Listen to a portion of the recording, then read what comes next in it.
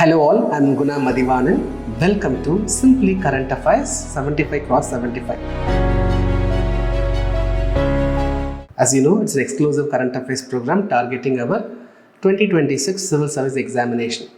So in this program, we will be covering current affairs starting from May 2025 till April 2026. We will be discussing minimum of 1000 plus topics in detail. While discussing every topic, wherever possible, I will be giving you static linkage and static coverage as well.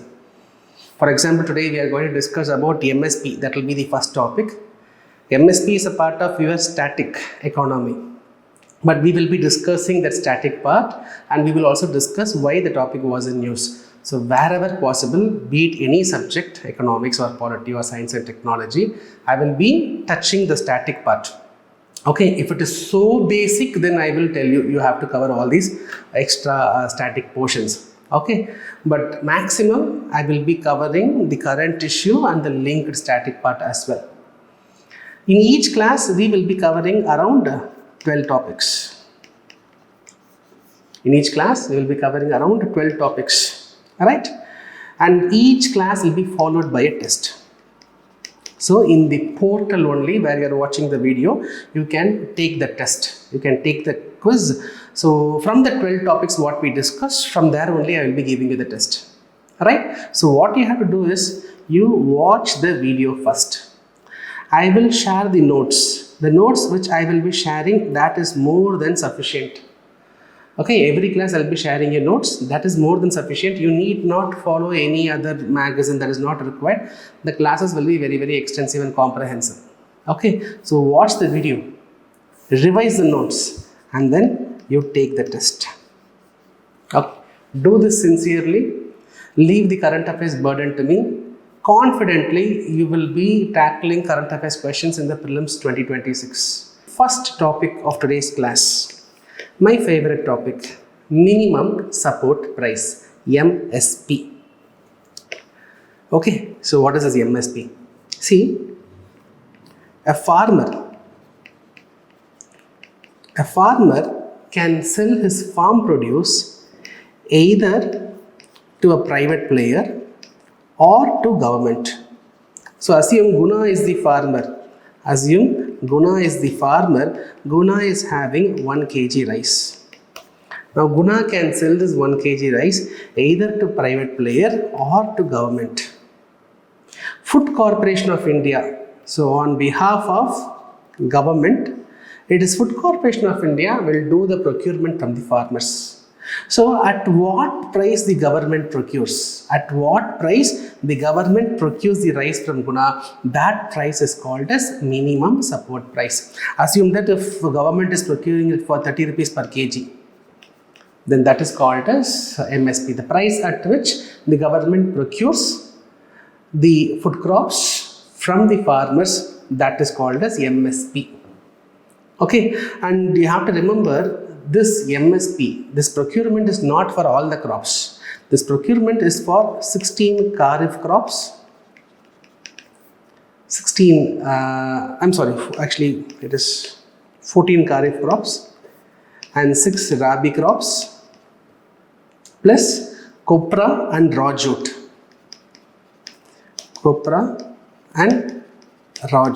Okay, 14 Kharif crops, 16 Rabi crops, copra and raw jute. Totally you will be having 22 notified crops. See, this Kharif Rabi based classification is what recently in all the PAB document we are able to see. So previously, a couple of years ago, in the PAB document, if you see, they will give the classification like this: 7 cereals, 7 oil seeds, 5 varieties of pulses, and 3 commercial crops: cotton, copra, raw jute. Then you will have sugarcane. For sugarcane, we have a different procurement method called as FRP. But in the recent PAB documents, when I have noticed that the classification is based on the climate, that is why I am using the same here. Okay, no change in the items covered, but still the classification has been slightly changed. So 14 Kharif crops, 6 Rabi crops plus copra and raw jute. So totally 22 crops will be covered under this minimum support price program. So for tomatoes, sir, for onions, sir, MSP is not there. MSP is available only for these number of crops. Now next question comes, sir, who is going to decide this MSP value? Here I said, right, 1 kg 30 rupees. So who is going to decide? See, under Ministry of Agriculture, we have Commission for Agricultural Costs and Prices. CACP comes under Ministry of Agriculture. So under Ministry of Agriculture, we have CACP, Commission for Agricultural Costs and Prices. The CACP will do the recommendation. They will recommend, they will do some calculations, they will arrive, okay, 30 rupees per kg. Okay, so they will do that calculation, they will recommend. And this recommendation will be finally approved by Cabinet Committee on Economic Affairs. Cabinet Committee is nothing but important central ministers. Okay, important ministers, they will be divided into small groups, that is called as Cabinet Committee. That is nothing but Cabinet Ministers Committee. Okay, so group of Cabinet Ministers, they will form a committee for different tasks. Okay, to take decisions. Different groups has been created. So this is a Cabinet Committee on Economic Affairs, and this Cabinet Committee is headed by Prime Minister himself. Okay, so when Prime Minister is a member, generally he is going to be the chairperson of this committee. So put it simply, CACP will recommend, Cabinet Committee on Economic Affairs will give the final approval. They will say, okay, we will continue with 30 rupees per kg. Right, now we understood for which crops MSP is given, we discussed. So who is approving, deciding the price, we discussed. Okay, so now when this will be announced, this announcement, MSP announcement, when it will come? So it will be announced before the sowing season.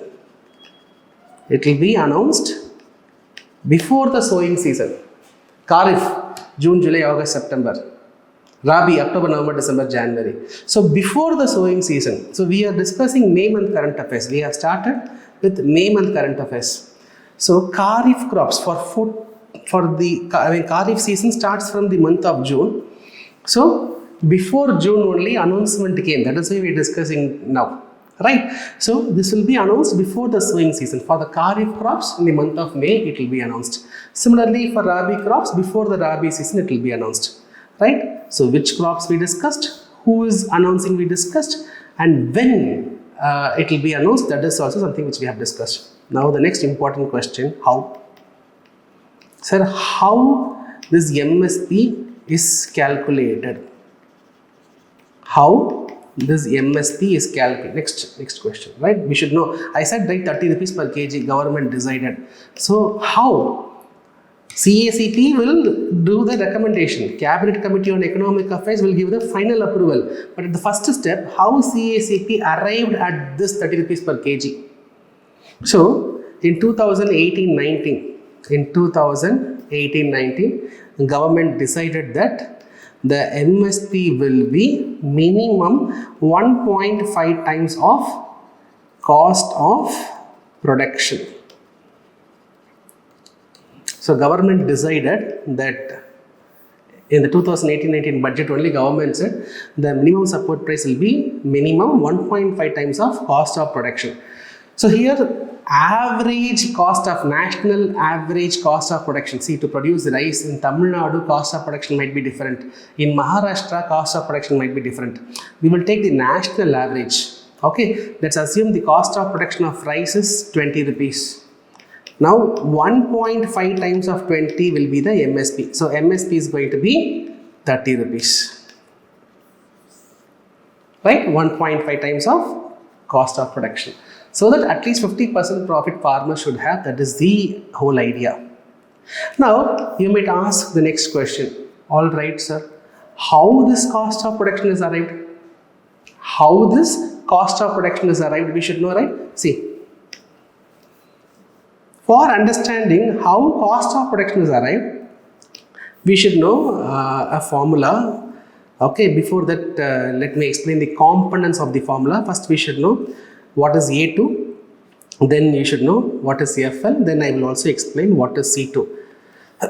Right? So these three things which we have to understand, only then we will understand what is how cost of production is arrived. A2. So A2 here includes the input cost. So assume that there is a farm. Okay, Guna's farm. Guna is having this farm. So I need to buy seeds. I need to buy fertilizers. I need to buy pesticides. There are a lot of inputs which I have to use it. So that input cost plus the labor cost. The labor cost. So labor cost, see, a lot of laborers will be coming and working in the field, right? They will come and work. So for which we have to give wages. So broadly A2 will take into account of the input cost and the labor cost. Now what is FL? FL means unpaid family labor.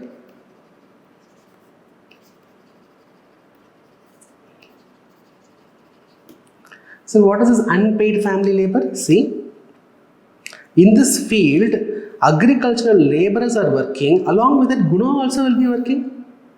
Along with that, Guna's wife also will be working.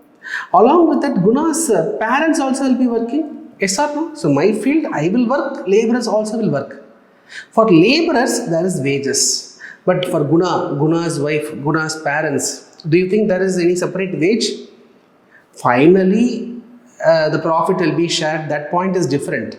But we are giving our hard labor. Whether that hard labor is compensated, it is not compensated. So you give a value for that as well. For the unpaid family labor also, you give a value. For unpaid family labor also, you give a value. That is FL. Okay. So now, what is this C2? What is this C2? The C2 formula is more comprehensive. The C2 formula will include A2 plus FL, right? Plus, see, Guna might be, this is not owned land, this is rental land. So Guna would have got this land for rent. So that rent cost also Guna has to pay, right? So simply current affairs is in a rented space. So I'm giving a rent. So that is also my expense, right? Similarly, so Guna is having a piece of land. Guna is doing agriculture, farming. So for that, let's say if it is Guna's own land, something different. But if it's a rental land, I have to pay rent. So the rental value also I will add. Now assume Guna has purchased a tractor. Guna has borrowed money and Guna has purchased a tractor. Now for that the capital asset, loan interest has to be paid, right? So that also I will take into account. Not just that, I have purchased some asset, land, tractors, I have purchased, for which I would have borrowed, for which I will be paying interest. So let that interest also let me consider. So A2, if you take A2, that will take into account of only input cost and labor cost. FL, that will take unpaid family labor cost. C2, A2 plus FL plus rent plus interest. Okay, so now MSP. So how MSP is defined, sir? So MSP, the cost of production currently is calculated using A2 plus FL. Right? Currently the cost of production is done using A2 plus FL. So MSP is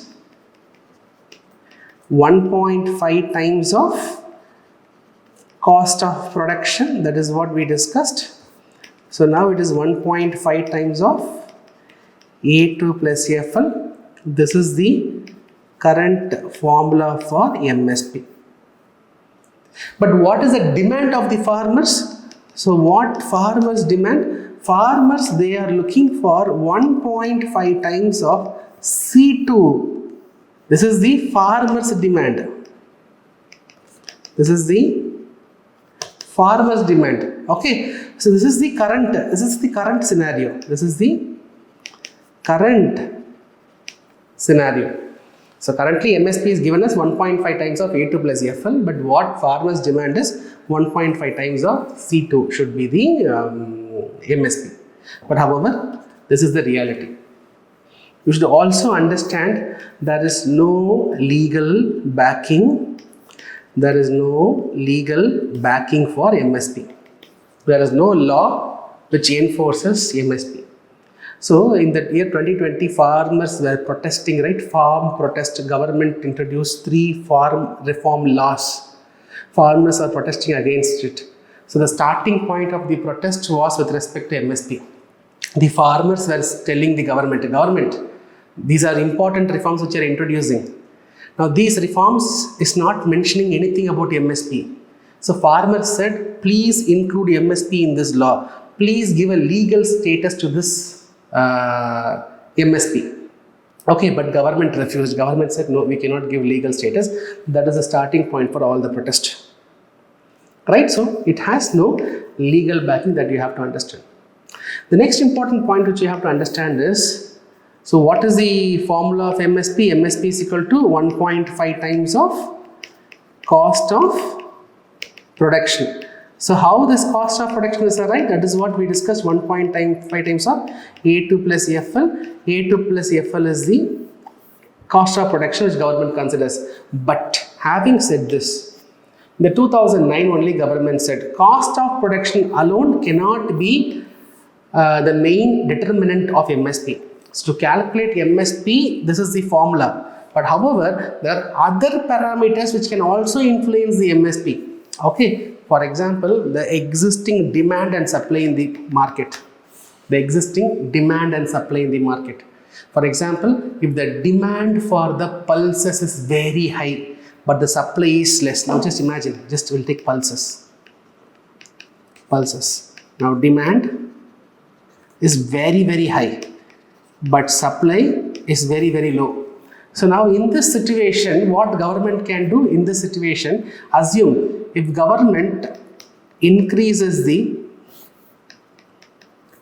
MSP for pulses, usually MSP for pulses, let's say 1 kg is 20 rupees, assume, usually. But now in the market, demand is more, supply is less. Because of that, the pulse price is also very, very high. In this situation, what government can do? Government can use this MSP as a tool to increase the supply of pulses. How, sir? Now imagine, instead of 20 rupees, that is the usual MSP, assume. And now government says, no, for 1 kg we'll give 40 rupees. Assume government says for 1 kg there is 40 rupees MSP this time. If government announces, then many farmers will be interested to grow pulse because MSP is 40, very high, right? Very high, right? So farmers, they have the choice. Farmers, they have the choice to sell it to either private player as well as government. But imagine, government usually buys it for 20, but if government says, I will buy for 40 rupees this season, then what will happen? More farmers will be interested to produce pulse to sell it to the government. Or if they want to sell it to private player has to quote more than 40. Okay, because government gives 40. If I am the farmer, I have 1 kg pulse. Government says, give me Guna, I will give 40 rupees. Now private players, if they say 42, 43, only then I will give it to private. At any cost, farmer will be benefited. And more importantly, the supply of the pulses can be increased in the upcoming season so that the pulses prices can be controlled. See, MSP is a tool which can be, if it is rightly used, the demand supply problem, inflation problem also, it can be addressed, provided it has to be rightly used. So don't think cost of production is the only determinant of MSP. That is the main determinant, no doubt. But there are other determinants also, demand and supply in the market, domestic prices, international prices. Okay, similarly consumer preferences, right? So there are many determinants. These are the basics of MSP. MSP is a market intervention by the government to ensure the agricultural producers against any sharp fall in the farm prices.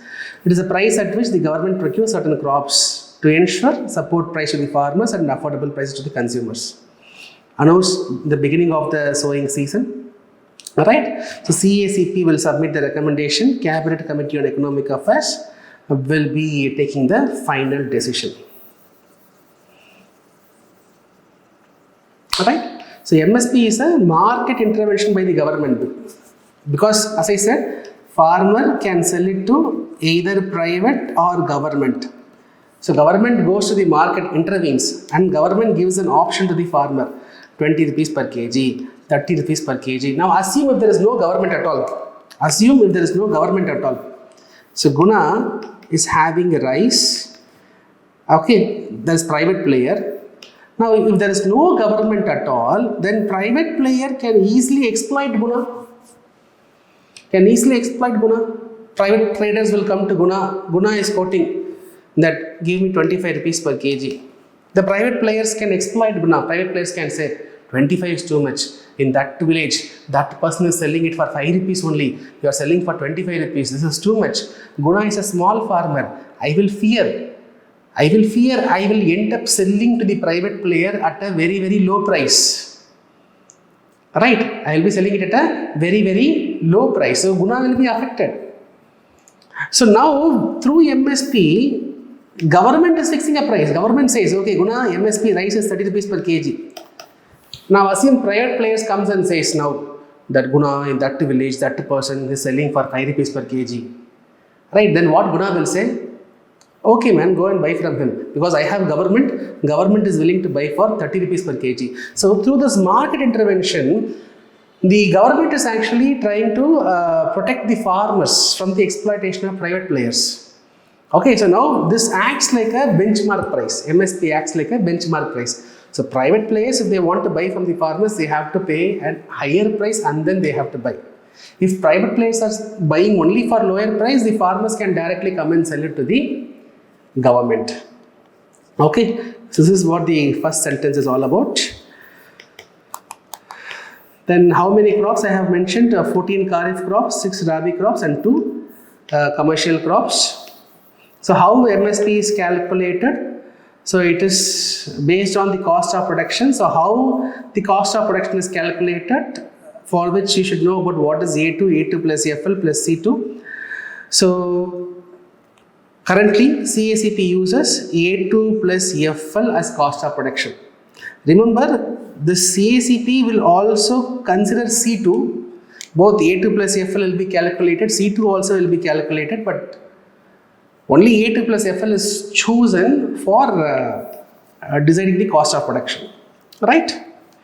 And I mentioned there is no statutory backing for these prices. There is no law which is backing MSP. Determinants of MSP. Okay, so cost of production is very important, but other terms of reference will also be considered. Demand and supply, cost of production is one determinant. Price trend in the market, domestic and international, intercrop price parity. See, between the crops also there should be a balance. For rice, very high MSP. For pulse, very low MSP, that is dangerous. Now assume government announces for rice 100 rupees per kg MSP, for pulses 10 rupees per kg. Then what will happen?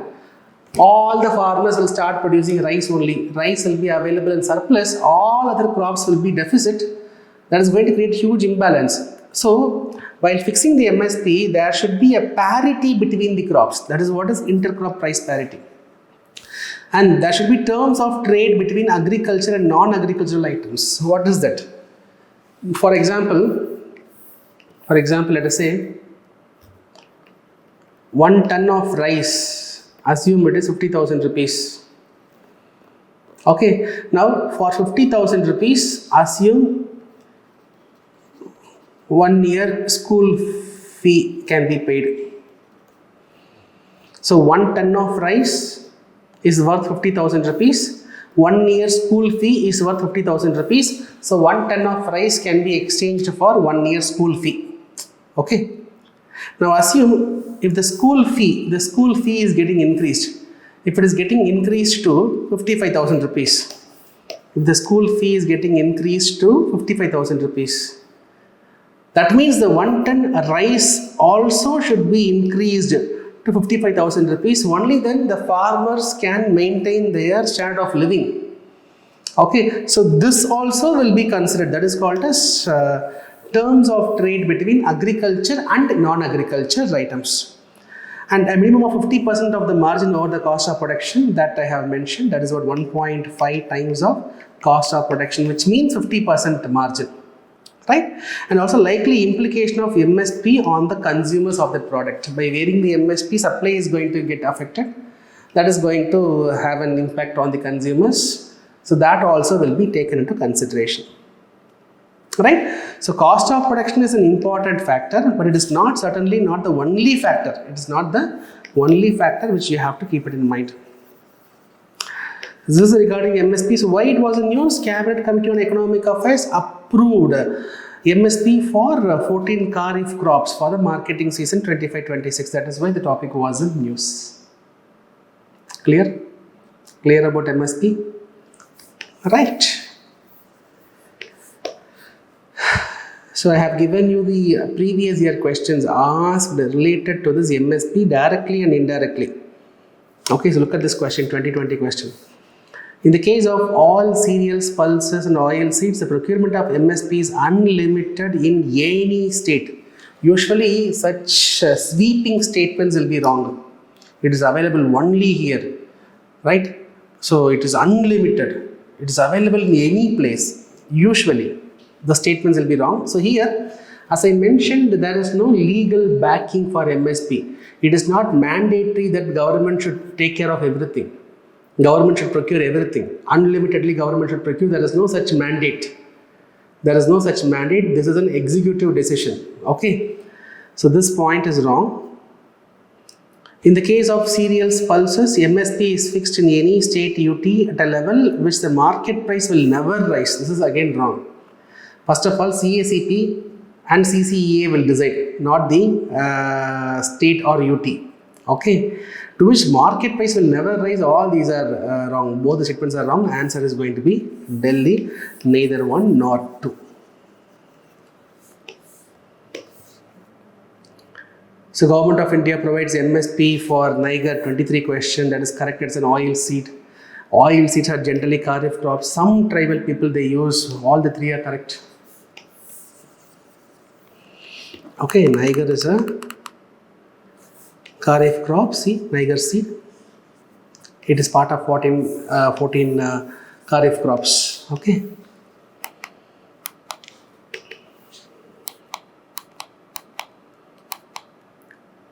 Then in 2018 the question was asked, list of items were given, which all will come under MSP.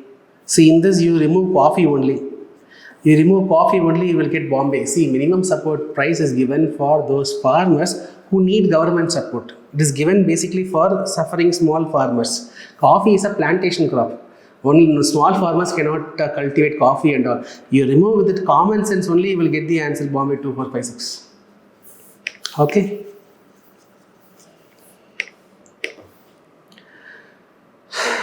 So which of the following factors, policies will affect the price of rice? The question is not directly about MSP, but MSP is mentioned, so I thought of sharing this question as well. Mains question. So what do you mean by MSP? How will MSP rescue the farmers from low income trap? So how do subsidies affect the cropping patterns? What is the significance of crop insurance, MSP and food processing for small and marginal farmers? So here MSP is a small part, but still, since it was mentioned, I thought of sharing that as well. Alright, clear? So we'll move on to the next topic.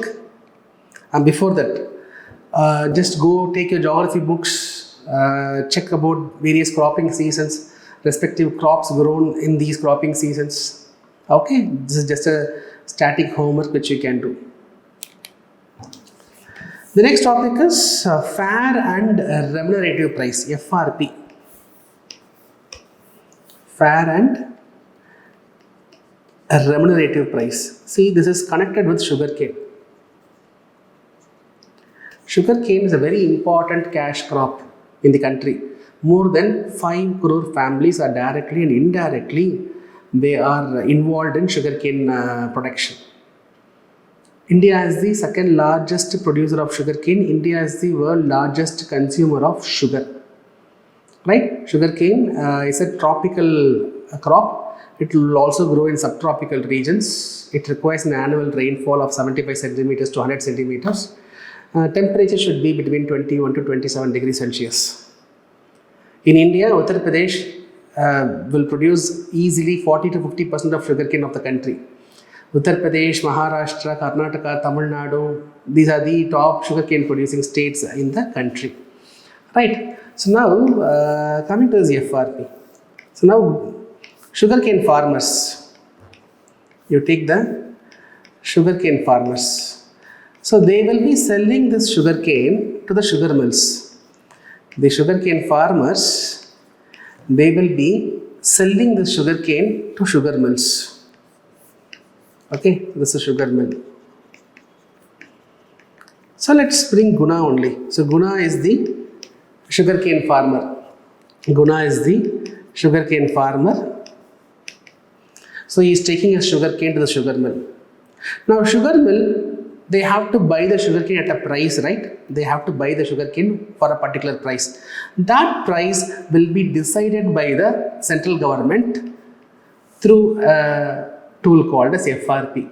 So FRP is the price, the minimum price at which sugar mills will procure the sugarcane from the farmers. So for example, if government decides FRP 3,000 rupees per quintal. Government decides 3,000 rupees per quintal. Quintal means 100 kgs. Okay, if government decides FRP is 3,000, then the sugar mill, when they buy 100 kg of sugar cane, minimum they have to buy for 3,000 rupees. Minimum they have to pay 3,000 rupees. So FRP is like a floor price.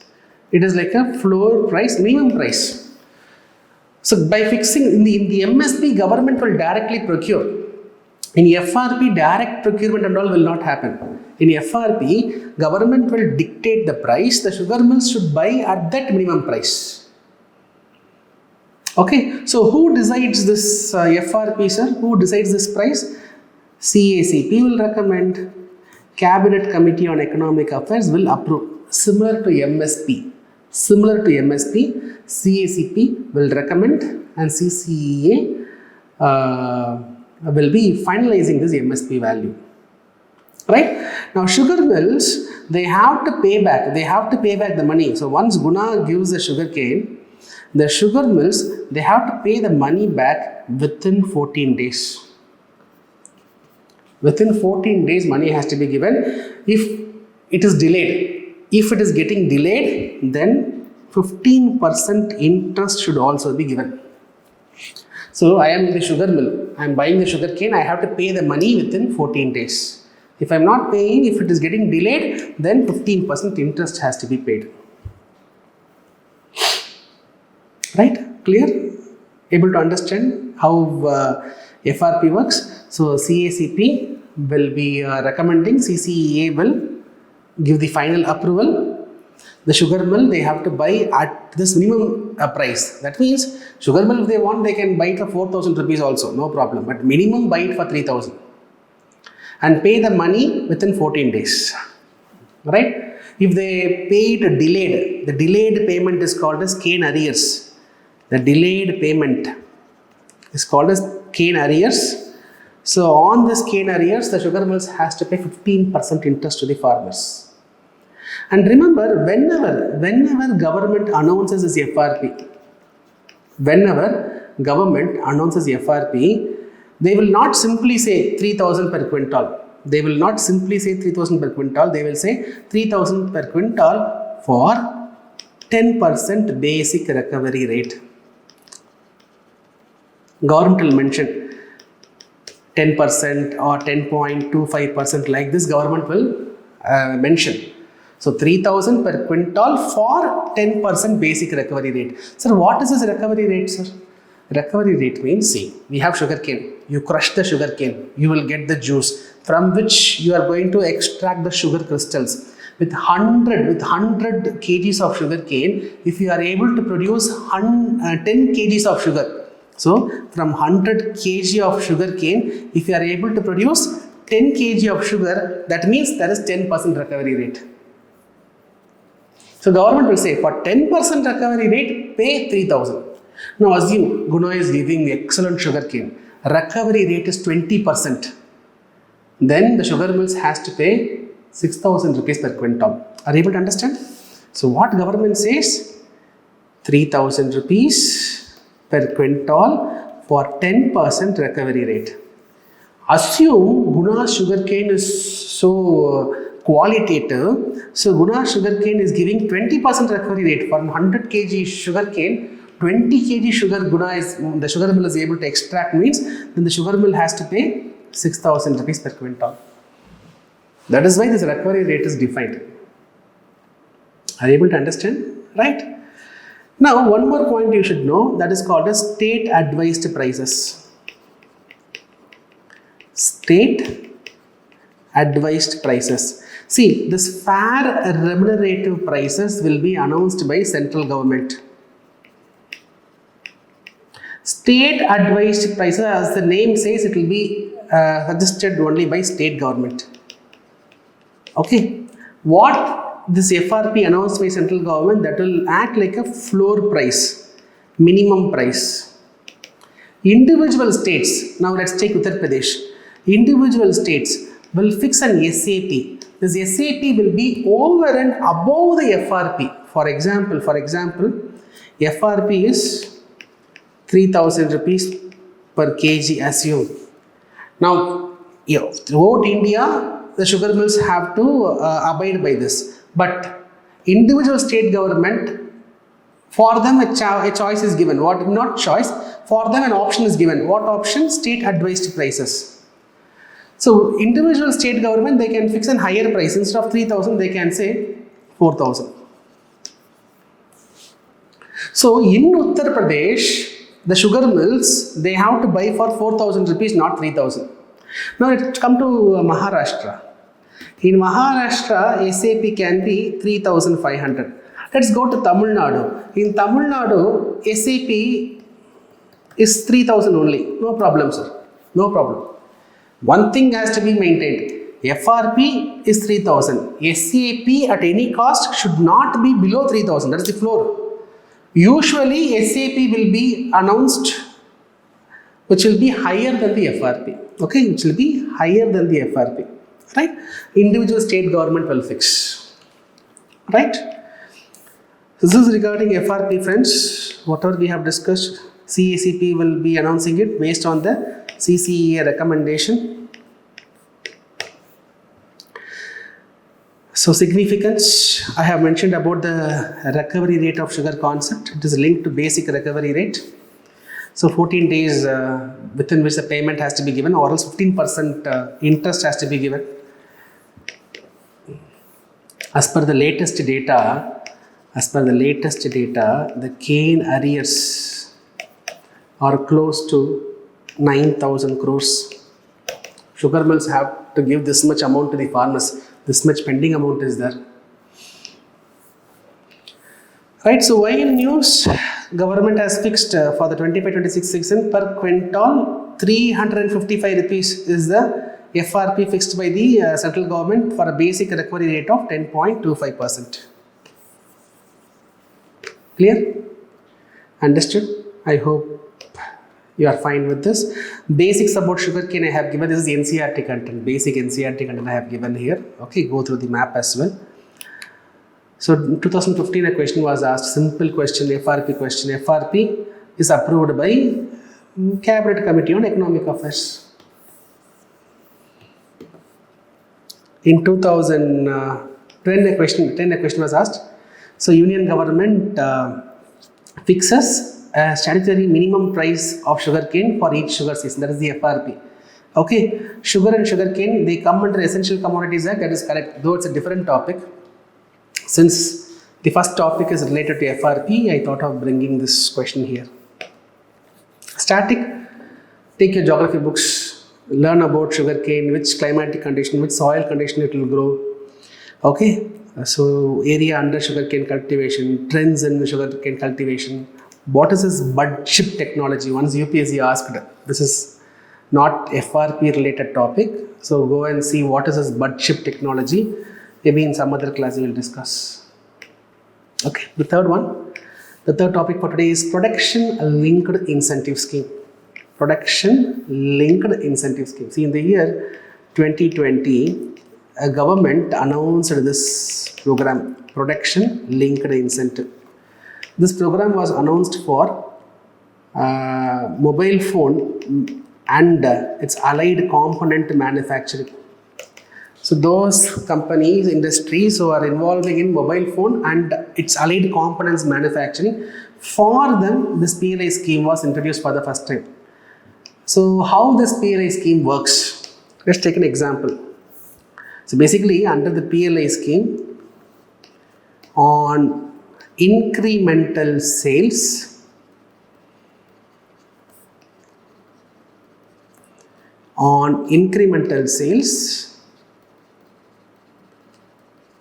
incentives will be given. Under the PLI scheme, on incremental sales, incentives will be given. We'll take an example only. Let's assume Samsung. Okay, we'll take Samsung phone. There are some conditions here. Government will fix a base year. Okay, and manufacturing. Okay, manufacturing should be domestic. Manufacturing should be within India. Manufacturing is within India. Government will fix a base year. Manufacturing should be done within India. Government also will fix a threshold. The government also will fix a threshold. I will explain one by one. Let's take the Samsung. Government fixes a base year. 2020 is the base year. In 2020, assume Samsung has produced 100 mobile phones. Assume. Second condition, we will take those which are manufactured within India. So Samsung within India in the year 2020, assume they manufacture 100 mobile phones. Now government will fix a sales threshold. Sales threshold. What is it? Now assume in 2020 Samsung has manufactured 100 mobile phones and it sold manufactured in India and it sold 100 mobile phones. Now government will fix a threshold. Threshold is 5%. 5% increase is the threshold, assume. That means if Samsung produces 105 mobile phones, that means threshold has been met. That means that 5% increase has been met, but that is not important. Samsung should cross this production. Now assume Samsung has finally produced 110 mobile phones. Samsung has produced 110 mobile phones. Okay. So in the base year, in the year 2020, there is a base year, Samsung produced 100 mobile phones. Now government is keeping a threshold, 5% as a threshold. 5% means 105 mobile phones. Whether Samsung touched 105? Yes. But what is important is Samsung should cross this 105. Now yes, practically Samsung has crossed 105 and Samsung has manufactured 110 and 110 has been sold. Now from the threshold, what is the incremental sale? Threshold is 105. Threshold is 105, from which what is the incremental sale? Plus 5 mobile phones. Plus 5 mobile phones. 105 is the threshold. Threshold has to be crossed. Crossing the threshold, Samsung has produced 5 extra mobile phones and it is sold. It is manufactured in India and it is sold. Okay. So for that plus 5, so Samsung was able to produce plus 5 mobile phones. Assume each mobile phone is 1 lakh rupees. Assume each mobile phone is 1 lakh rupees. That means 5 lakh rupees worth of sale has happened. That is the incremental sale. This is the incremental sale. So 5 lakh rupees worth of incremental sale has happened. On this 5 lakh rupees, on an average, 5% of sale value will be given as incentive. So basically incentive will be 4 to 6%. Okay, it will be 4 to 6%. I am writing it as 5%. So let's assume 5 lakhs is the incentive value. 5% is the incentive value. So 5% on this 5 lakh is how much? 25,000 rupees. So 25,000 rupees Government of India will give to Samsung as incentive. This is the production linked incentive scheme. So very simple, government will fix a base year, government will fix a threshold. Okay, that production threshold, that sale threshold government will fix. Once you cross that threshold, whatever sale you have achieved, that will be called as incremental sale.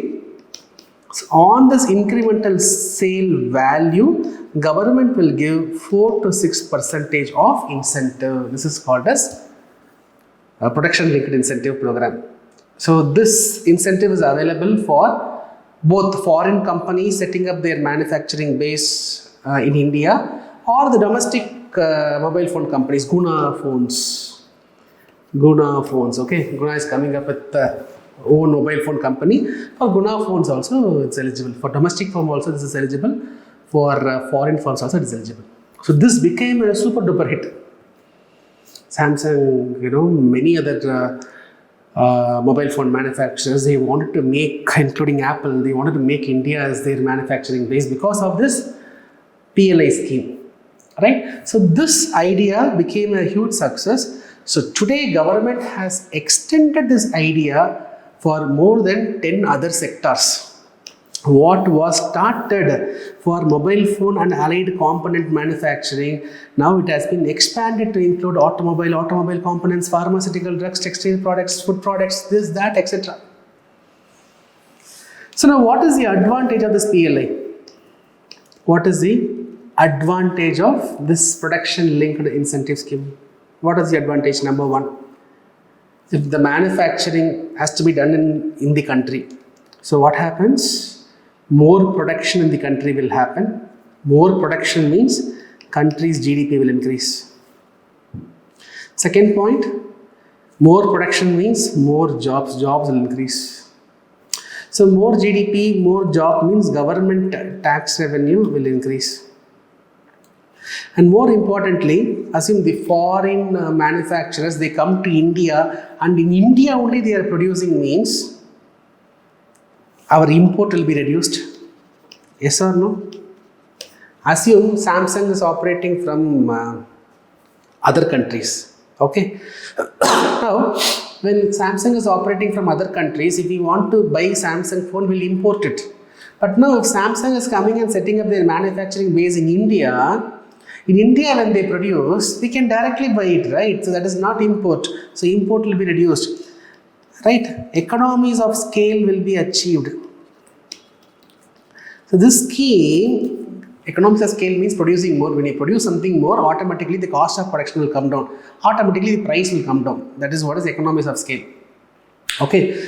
So now, when this PLI scheme is motivating the manufacturers to produce more, to sell more, right?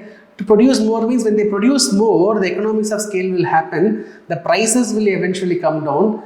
So the Indian made products will become more competitive. So more competitive means our exports will increase.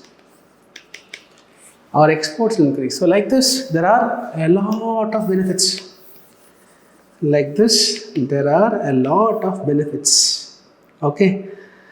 So it is expected to boost $500 billion in 5 years. So why it was in news?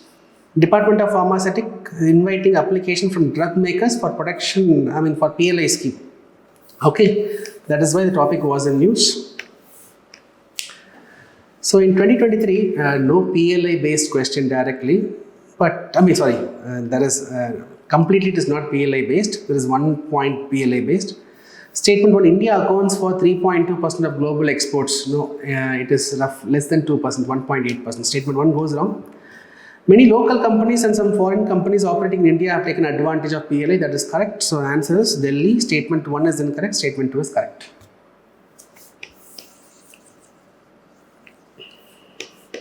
Right? The next topic is regarding Asiatic Lion. See, Asiatic lion is also called as Persian lion. Once this Asiatic lion was found from Middle East to India because of hunting and habitat destruction. Today, this Asiatic lion or Persian lion is found only in India, that too only in Gir forest, in and around Gir forest and the neighboring areas in Gujarat. Okay. Now, lions, if you take today, there are more different species, but living species, if you take broadly, we can classify into African lions and Asian lions. So, what is the difference between these two lions? We should have clarity. Look at this image. African lion, their hair growth, which is referred as mane, man or mane. Right, this hair growth will be longer. African lion. Asiatic lion, it will have a shorter mane. Right, ears will be more easily visible when compared to the African lion.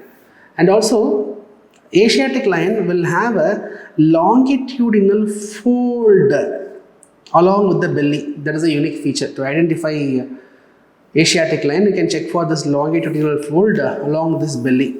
And also, both the lions will move in group. The lion which moves in group, their group is called as pride.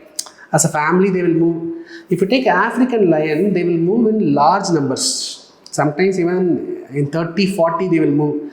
But Asiatic lion, they will move in small numbers, 2 to 5 or 6, 7, 8. Right? Not more than that. So the pride will be less smaller, the mane will be smaller, the longitudinal fold we can see along with the belly. All these are unique features of Asiatic lion. Right? So as I said, it is found only in the Gir National Park in Gujarat and the neighboring part of Gir National Park. Right. So the main reason, as we said, hunting and the habitat destruction. Today, hunting is not happening like the way how it was happening earlier, but habitat destruction is one of the reasons why the population is declining. Keeping this in mind, in the year 2020, government came with Project Lion, and that project aims to improve the existing habitat and also expand the other habitats also. So the Project Lion has yielded result. From 2020, now 2025, there is a significant increase in the number of lions in this Gir forest. So there is 32% increase between 2020 and 2025. That is why the topic was in news. So around 674 lions were there in 2020. Now 891 lions are present in this Gir forest, this Gir National Park. Right. So that's a good thing, right? Lion population has increased. It's a good thing. We have to celebrate this. But there's a problem. What is it? For which you have to understand what is carrying capacity. Carrying capacity refers to the capacity of that environment to hold a particular species. Okay, that means, see, for example, a forest cannot hold more population because resource will be less. So a forest, assume that it can hold 100 lions, 200 lions. More than 200 lions means it is not possible. Say for example, imagine a classroom. In the classroom, there are 100 chairs. The carrying capacity of the classroom is 100. If 101, 102, 110, 115, 120 people come inside, resource is not sufficient. Like that, every forest, every environment, ecosystem will have a carrying capacity. Like that, the Gir National Park also has a carrying capacity. So out of that 890 plus lions, in the core part of Gir, you will see roughly 400 lions. Less than 400 actually.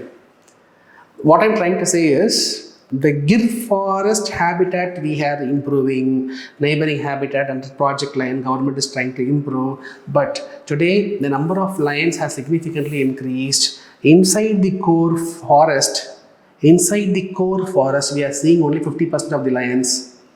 The remaining 50% of the lions, they are going out of these forests. The lions, because there is no resource.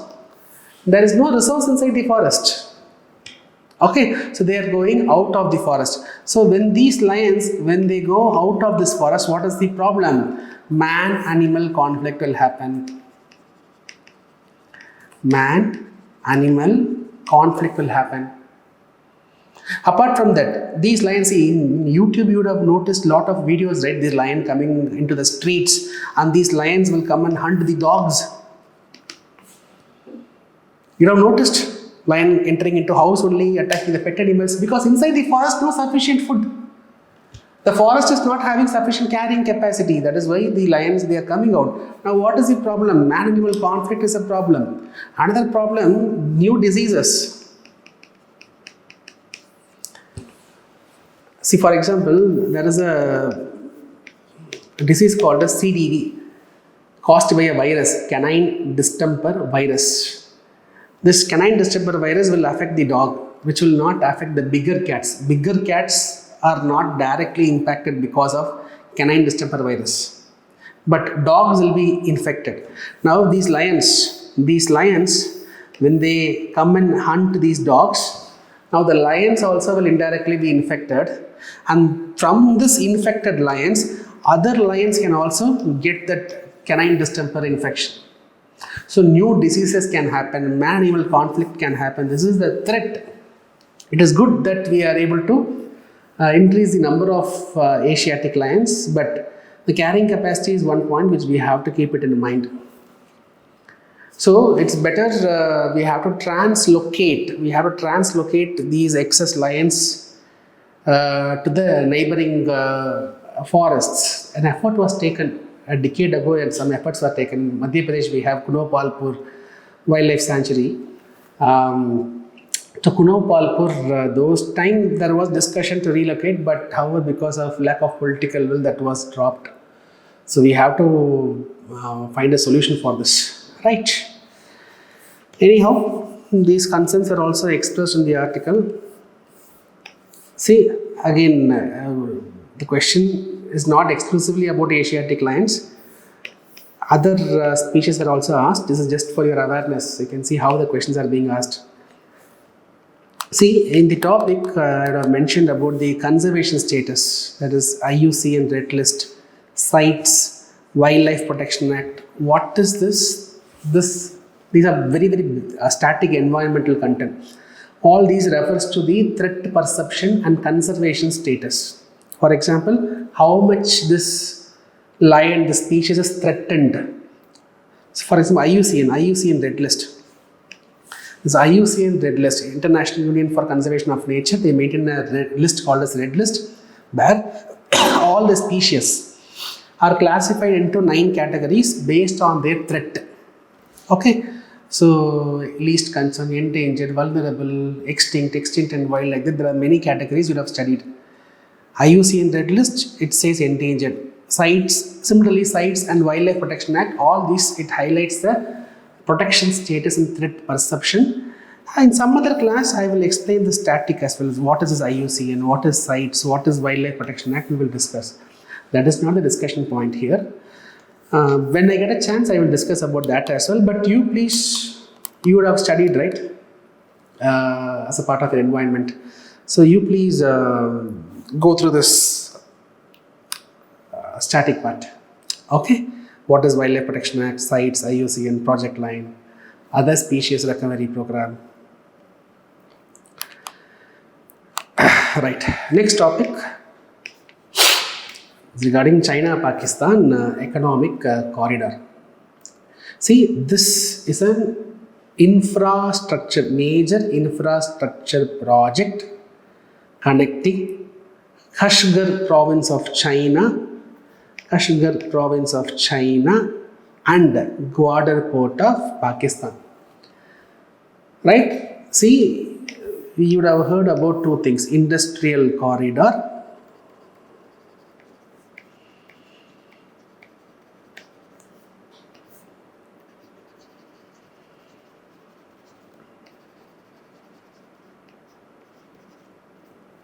economic corridor. industrial corridor and economic corridor. See, Mumbai Ahmedabad industrial corridor, China Pakistan economic corridor. What is the difference? See, both are dealing with infrastructure projects, no doubt, but the objective becomes slightly different. For example, Mumbai Ahmedabad, Mumbai well developed, Ahmedabad well developed, Mumbai having access to port. Both the cities are having international airports. Okay, they both have good infrastructure, they both have good infrastructure, road infrastructure is there, okay, rail infrastructure is there. So now identify such locations and develop the industries across, and develop the infrastructure which will aid the construction of industries, supply chain management, logistical business industries, or 4-lane has to be expanded into 6-lane highway, everything, do it. So basically between that route, industries will be developed, all the infrastructure required for development of industries also will be built. But when it comes to economic corridor, there will be 2 regions, but between the 2 regions has huge potential, but between these 2 regions there is no infrastructure connectivity. So this economic corridor will try to build roadways, will try to build railways. So by building this infrastructure, both the countries' economies can be linked, the trade can be improved, and that is going to result in better socio-economic development. Okay, so one side China, one side Pakistan, both are big markets. So when you establish connectivity, then that is going to improve better socio-economic development. Particularly Pakistan in this case will be more benefited.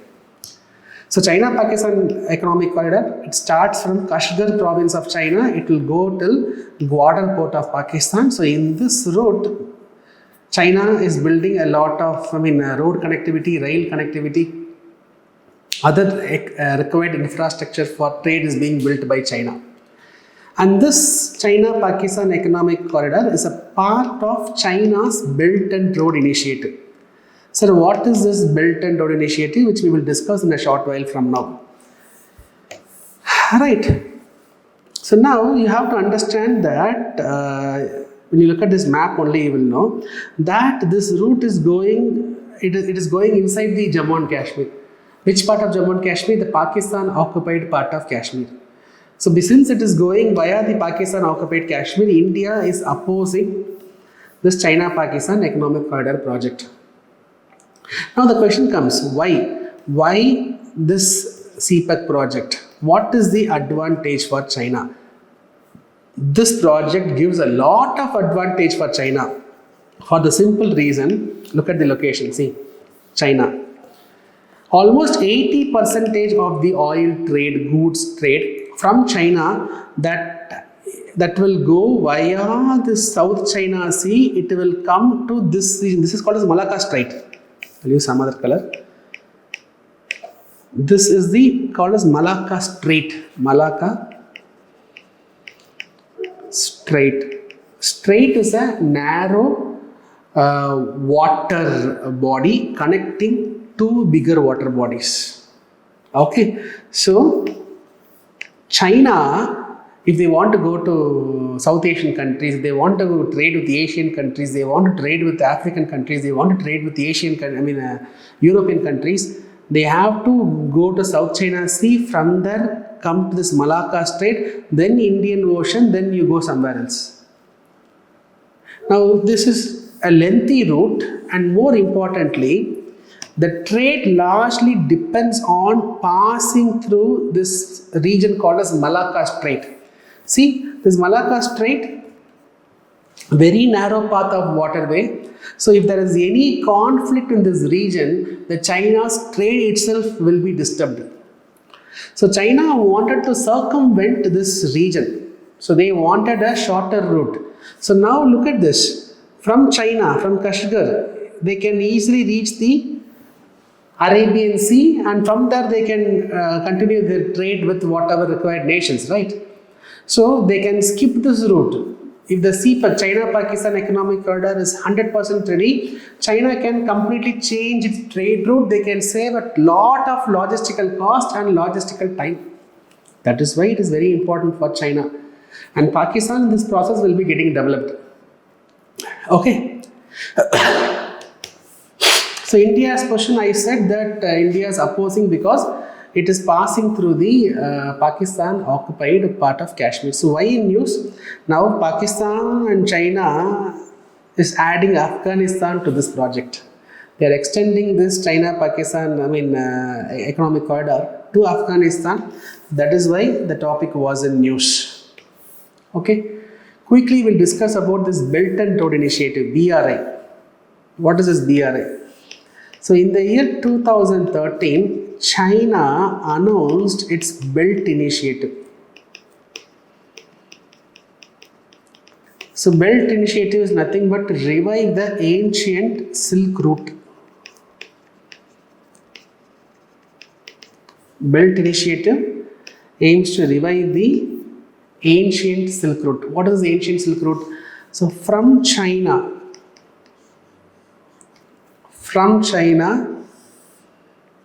till Europe, there was a trade route which was used in the ancient times for trading the silk, spices, okay, other metals. So this is called a Silk Route, ancient Silk Route. It's an ancient trade route starting from Europe to China. Today, China wants to modernize that route. China wants to modernize, like how it is trying to create infrastructure in Pakistan. Like that, China wants to create essential infrastructure between China and Europe. That is the objective of this Belt Initiative. Subsequently, China also announced Maritime Road Initiative. Maritime Road Initiative. So in this Maritime Road Initiative, China wanted to strengthen the maritime trade route as well. So South China Sea, Indian Ocean, Persian Gulf region, Red Sea region. So that region, China wanted to strengthen the maritime infrastructure, for which it came with an initiative called as Maritime Road Initiative. So these two initiatives, Belt Initiative and Road Initiative, put together was referred as One Belt, One Road Initiative. But however, since 2015, the initiative is called as simply BRI, Belt and Road Initiative. This China-Pakistan Economic Corridor is a part of this Belt and Road Initiative. Clear? Clear? So this BRI, Belt and Road Initiative, the opinion is divided.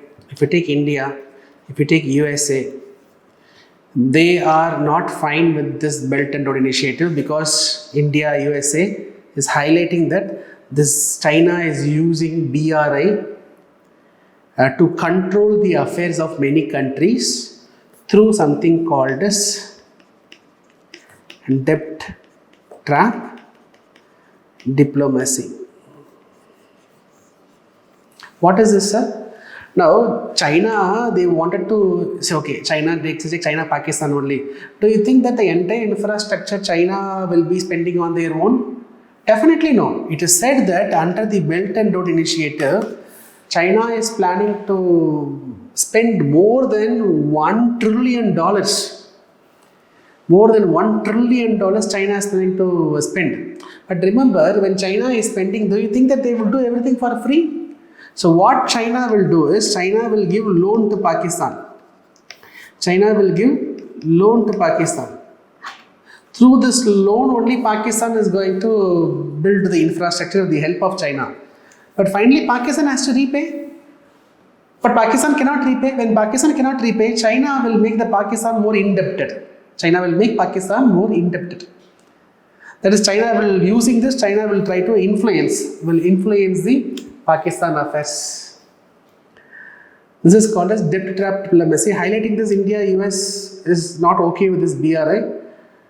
But however, if you take the developing countries, African countries, Asian countries, Latin American countries, developing countries, for them, just imagine from their point of view, there is no infrastructure, there is lack of trade, there is no proper GDP growth in their country. Now, China-like country comes and promises to build infrastructure by giving loan only.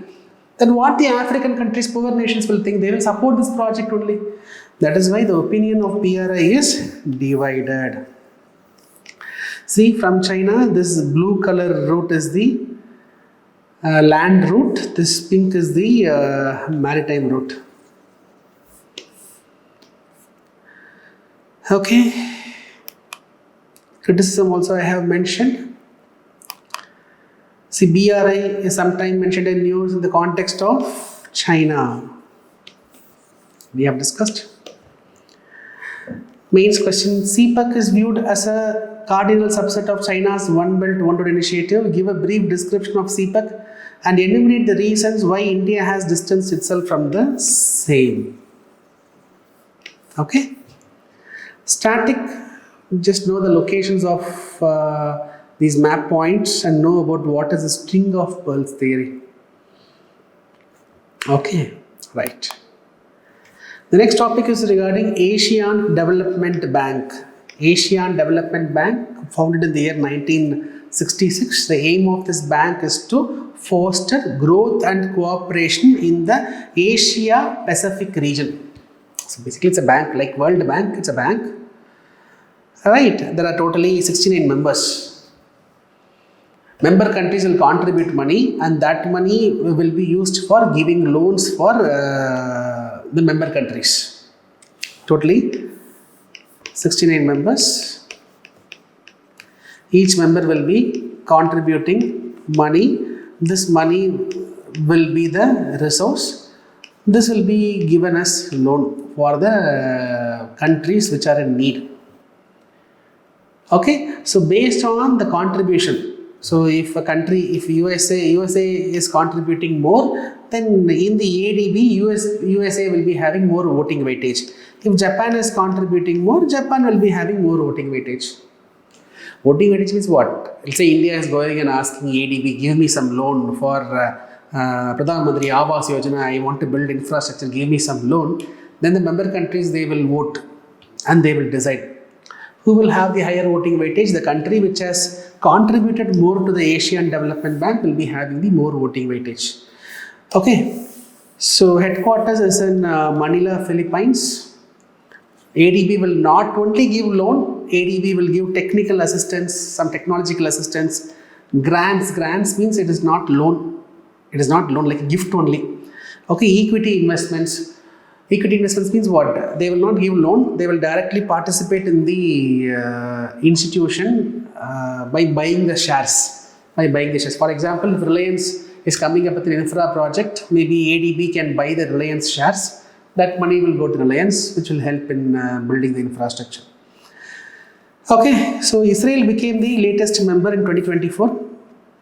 ADB works similar to the World Bank, weighted voting system. Japan and USA has the highest voting shares, followed by China, then India, then comes the Australia.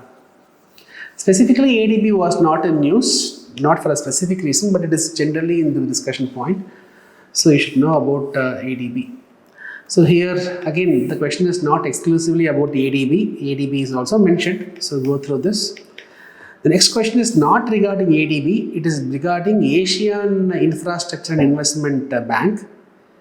Just to give you an idea how questions are being built on such banking topics, for that only I have given this. Okay. Right, learn about other international financial institutions, that is your to-do task. Kodaikanal Solar Observatory, established in 1899, 125th anniversary was celebrated recently. India Post also released a stamp for the Kodaikanal Solar Observatory, that is why the topic was in news. Solar Observatory, it will have telescope to monitor the sun. So far it has taken 1.2 lakh digitized solar images. It has that much repository. one of the world's oldest solar observatory and India's oldest solar observatory, and it is the longest running astronomical observatory. For the 125 years, it is continuously running. It is operated by Indian Institute of Astrophysics, which comes under Department of Science and Technology. Very simple topic, nothing much to explain. So, Kodaikanal, part of Palani Hills, you all know Palani Hills, part of Western Ghats, easternwards extension of Western Ghats is Palani Hills. In Palani Hills only you have Kodaikanal, an important tourist spot. These are basic stuff, you will be knowing it. Okay. So, static, know about sun's interior. Because the solar observatory, know about sun. So inside the sun you have core. Okay, so the 3 layers in the interior part and the atmosphere of sun. All this, if you get chance, please go and read.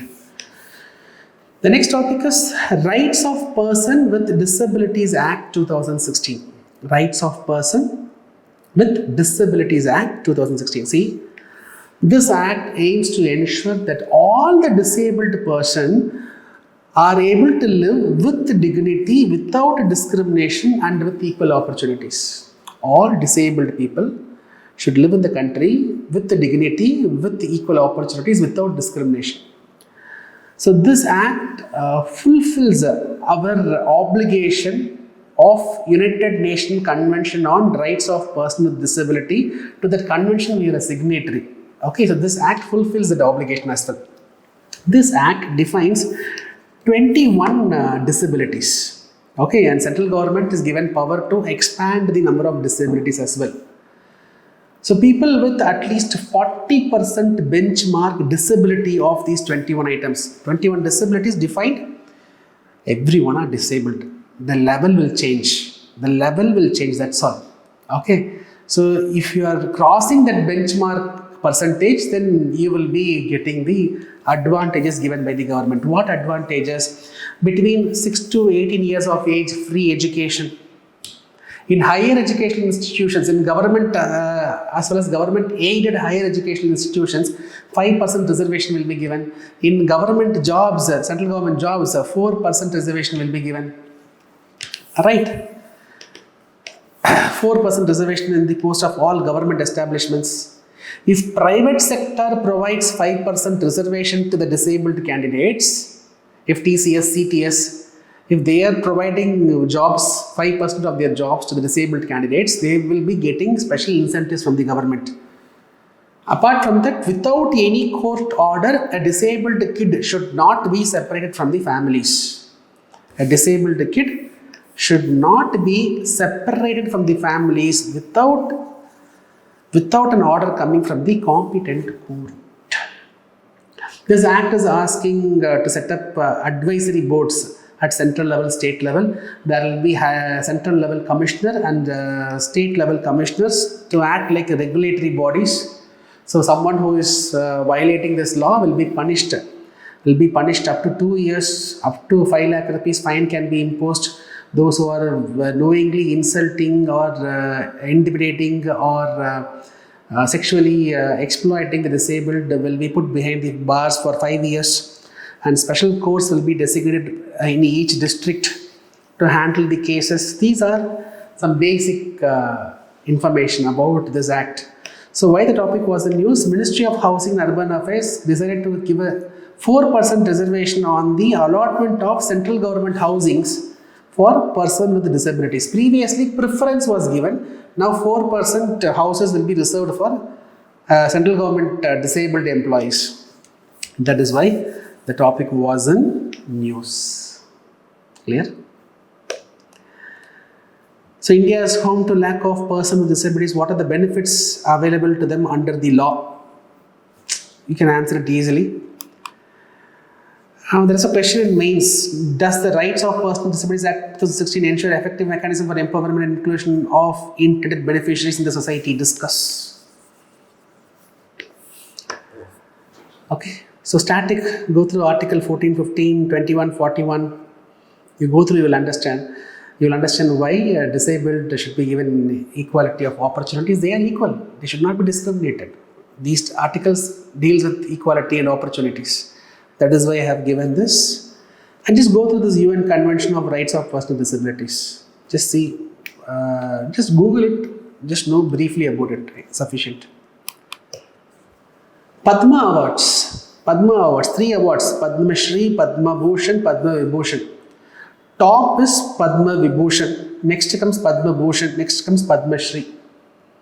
It will be all around, every year around 120 awards will be announced under these 3 categories. It is not necessary that only 120, it can be slightly higher also. Right? So 120 is what is fixed, but in exceptional cases it can be increased. It will be announced on the Republic Day.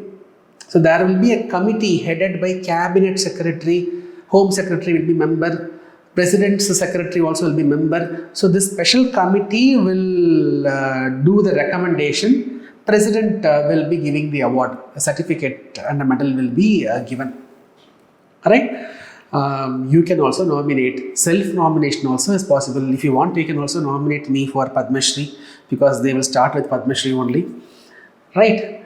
So you can also nominate my name, no problem. I'll be very happy to receive it. So 3 categories: Padma Vibhushan, Padma Bhushan, Padma Shri. So any field, there is no restriction on the field, okay?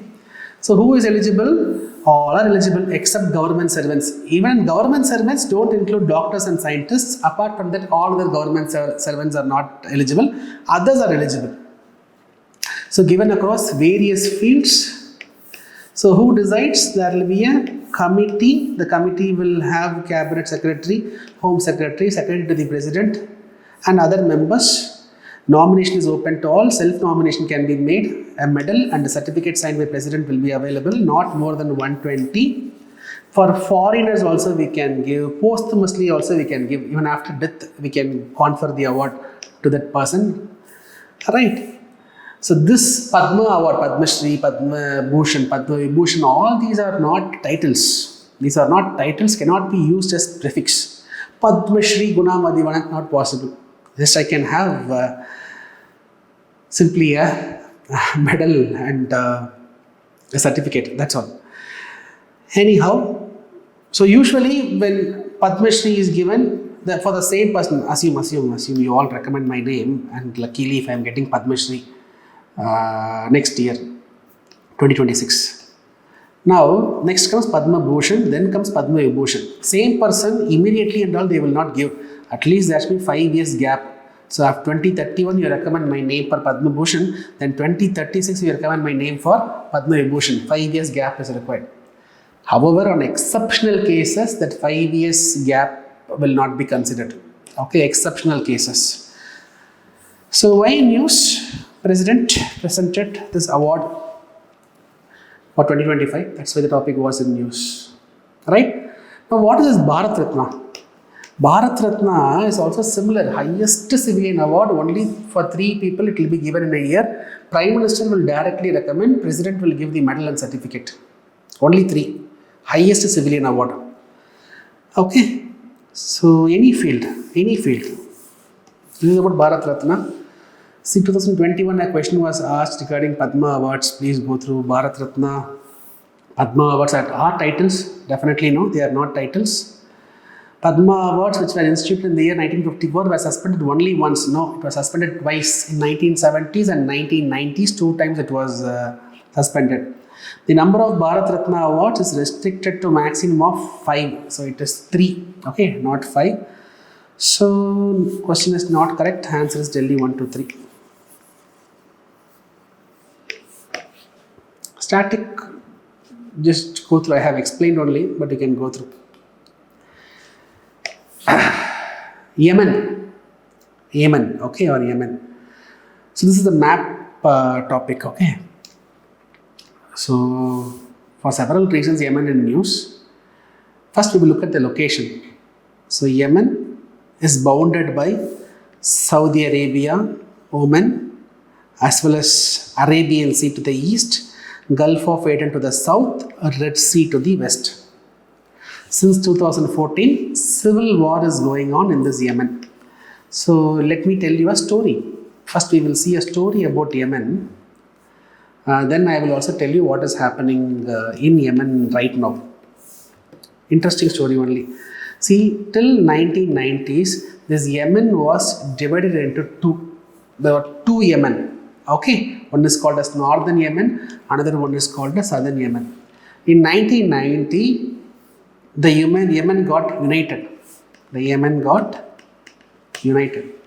So, Ali Abdullah Salih, or if my pronunciation might be wrong, please don't mistake me, became the first president in 1990. These names are not important. These names are not important. Just listen to the story. That is why I gave a heading called a story. For 22 years, this Ali Abdullah was ruling. Lot of corruption charges.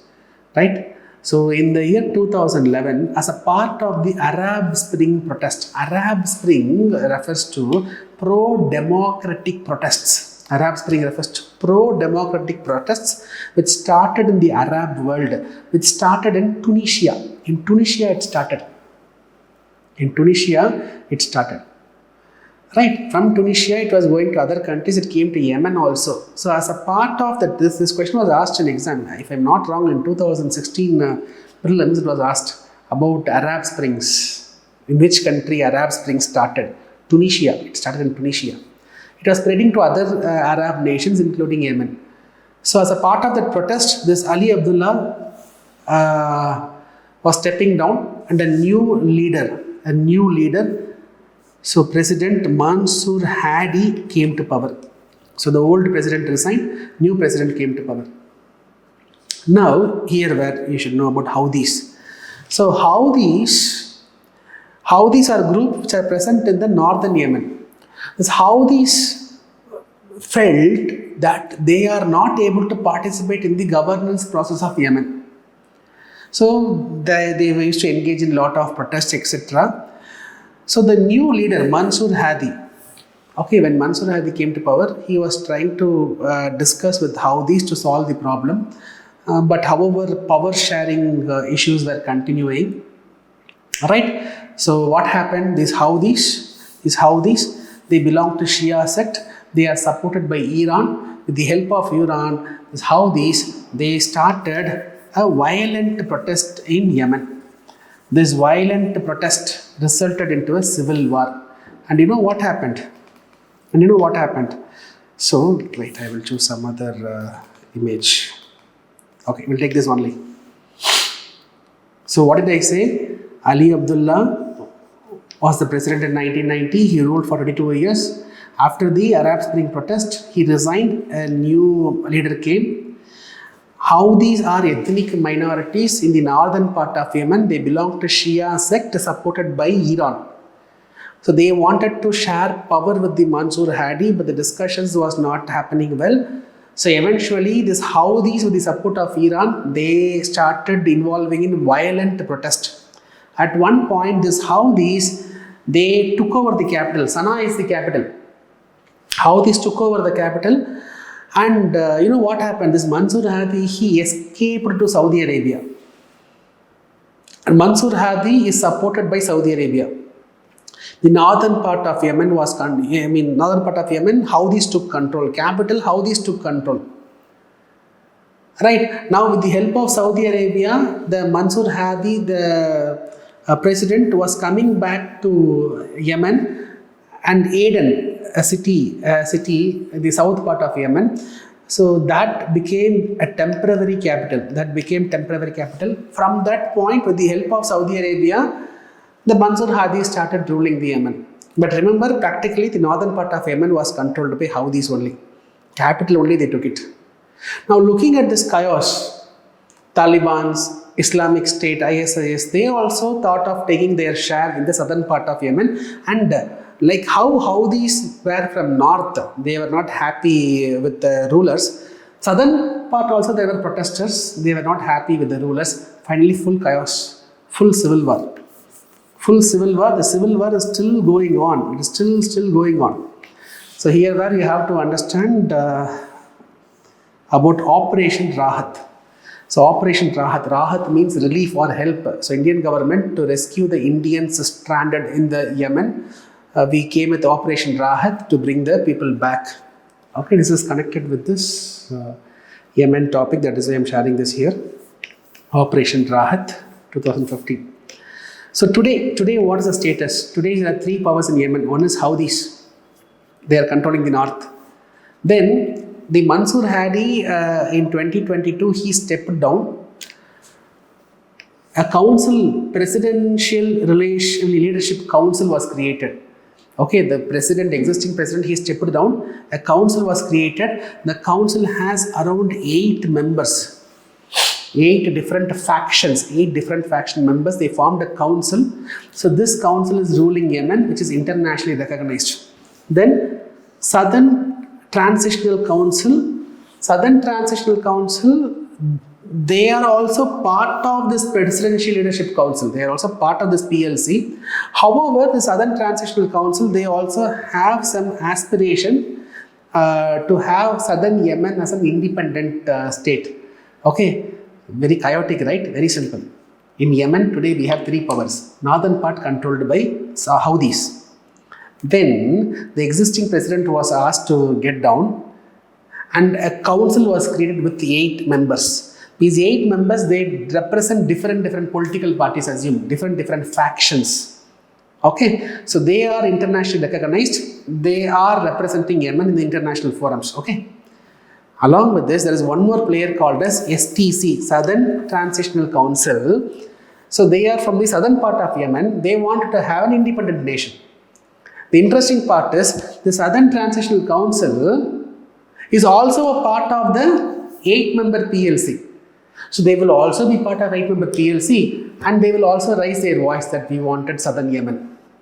Okay, full of confusion. Ultimately, it is the people innocent who are losing all the life. So why in news? We all know about the Israel-Gaza-Hamas attack. Israel-Hamas war, we all know, to support Hamas, to oppose Israel and to support Hamas. Yemen is attacking. Yemen is involving in drone attack of Israel and Israel is also responding. So because of this, Israel is attacking the Houthi targets in Yemen. Why? Because Houthis, they attacked Israel to show solidarity with Hamas and the people of Gaza.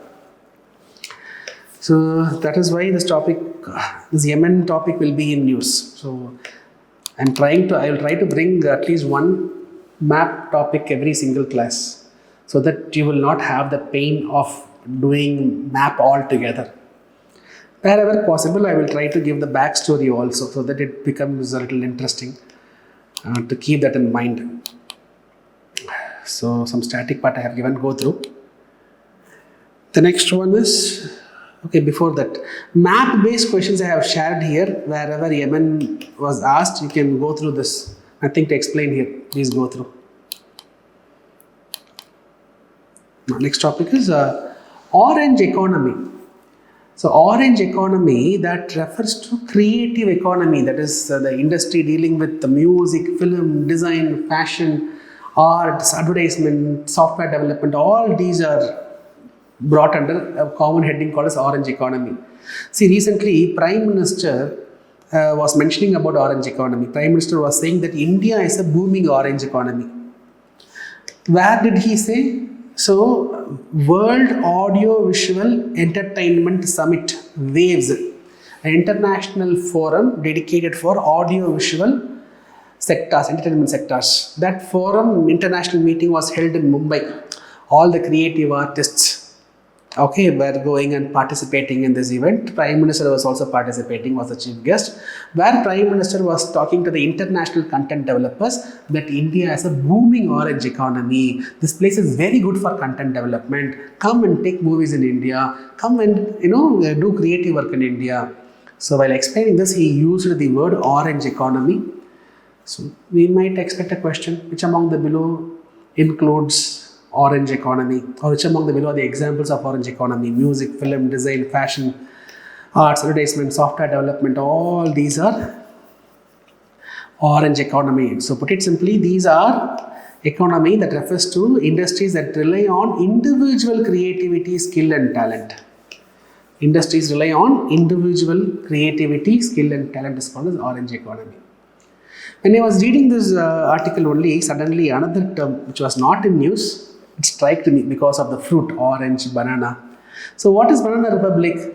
It refers to a politically unstable government. Politically unstable government, and that economy is dependent on one commodity, a single commodity.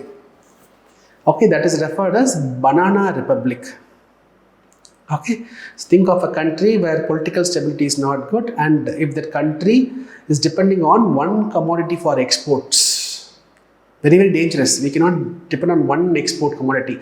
If that export fails, the country will also fail. Such countries are called as banana republic. In mains, if you can use it, use it. Right, so next one is piezoelectric materials. Very simple topic. See, these are materials that will produce electric current when they are placed under mechanical stress.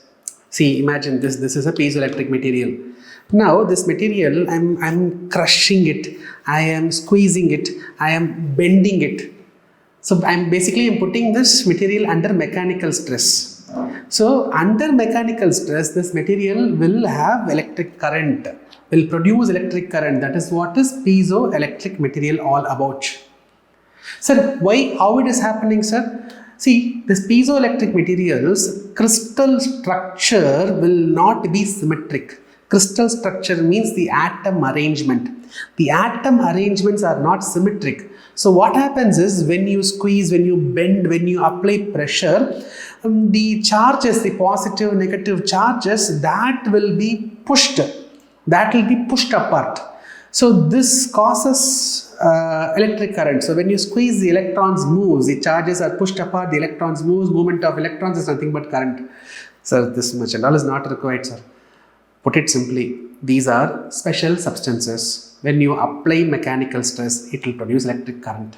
For example, you take the lighter, cigarette lighter.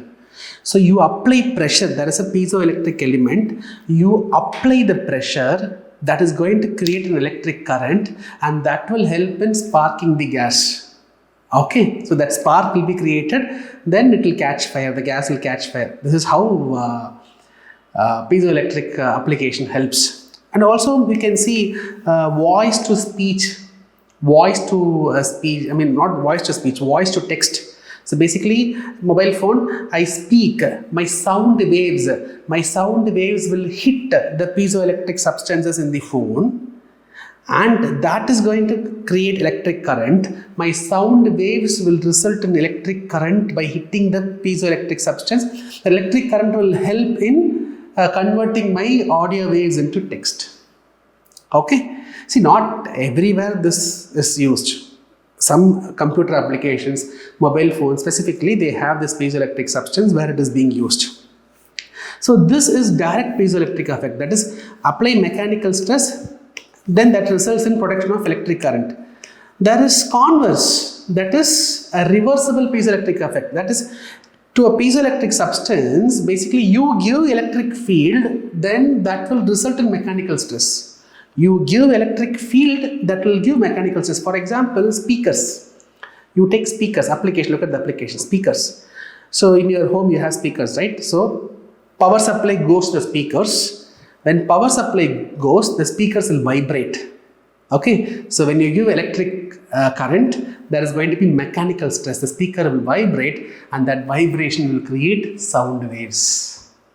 Reversible, so electric field when you give, that will create mechanical strain. The speaker on your smartphone or ultrasound machine all works with the help of piezoelectric materials. Okay, so these materials are naturally occurring, for example, quartz, topaz, cane sugar, or there are some man-made materials. Okay, so polyvinylidene fluoride, lead, zirconate. So all these are man-made materials. So why piezo material was in use? Not for a specific reason. There are many researches going on involving piezoelectric materials. UPSC is also fond of asking such basic physics related questions. So I thought of discussing about this topic as well.